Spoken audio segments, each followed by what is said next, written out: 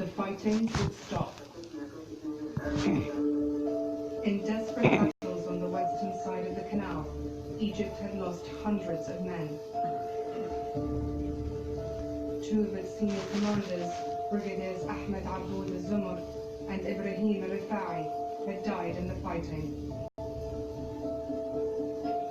But despite these losses, the Egyptians had stopped the Israelis from achieving the strategic goal of stout-hearted men.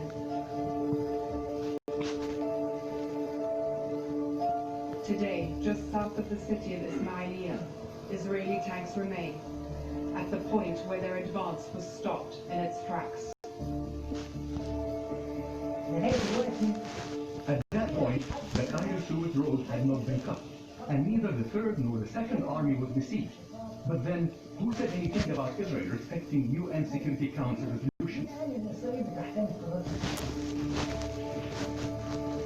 As the hour of the ceasefire approached, American Secretary of State Henry Kissinger arrived in Tel Aviv. The ceasefire he had just orchestrated with the Soviets had come too soon for Israel.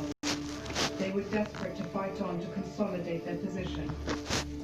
Kissinger agreed to turn a blind eye.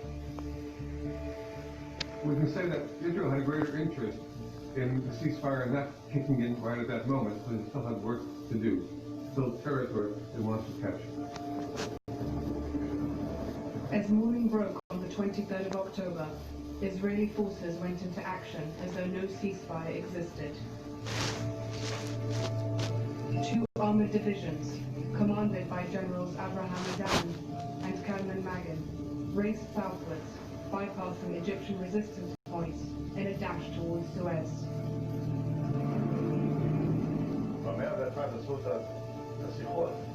The aim was to get to within 80 kilometers of Cairo with 3 divisions. I think that considering where we started from, to reach where we did, it was a huge achievement. But we paid the price in blood.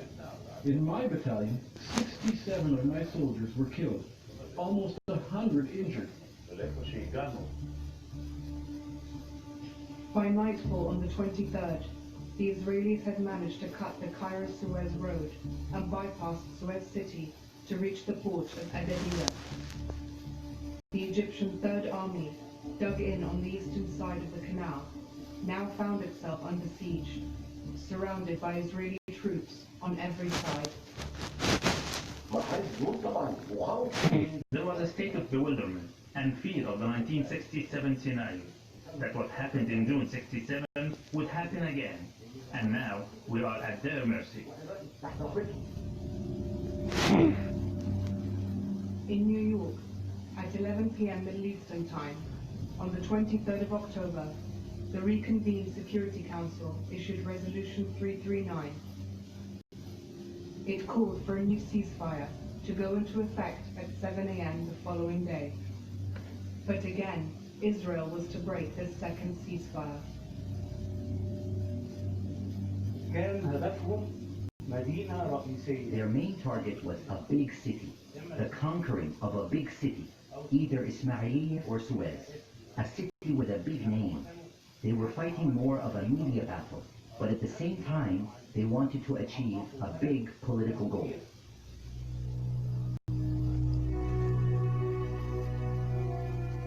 Until the Six-Day War, Suez was a flourishing industrial city and port.